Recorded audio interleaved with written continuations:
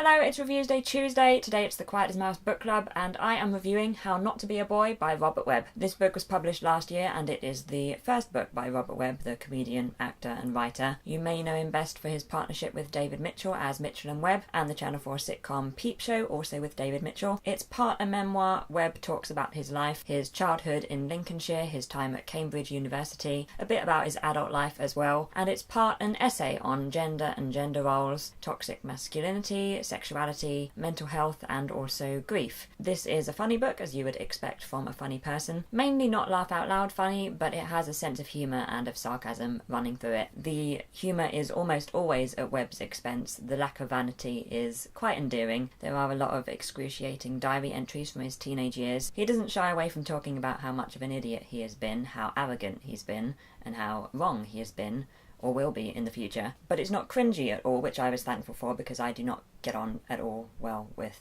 the sort of cringy, embarrassing type of humour. It's also a very sad and emotional book. His father was a violent man. His mother died of cancer when he was 17. He suffers from depression. He has had suicidal thoughts. There's a lot of really moving stuff about grief and how he deals with or doesn't deal with the traumatic experiences he has had in his life. So that's something to bear in mind. I'm not overly a fan of autobiography and memoir, but I got on well with this book. It has a depth to it, and he raises interesting points about gender, about how boys are taught to be one thing and girls are taught to be another thing, and how that's bad for everyone, and patriarchy and role models and sexuality, because he is bisexual and keeps it hidden for quite a long time, and also about class, because he is a working class boy who goes to Cambridge, and by the time he gets to Cambridge he has completely changed his accent. As I say, it raises points. It's more of a conversation starter than it is a whole conversation, but it's accessible and it might make people think about these things when they wouldn't generally. Also, it might be important to note that I don't think you need a great deal of knowledge about Robert Webb beforehand to enjoy this book. It's not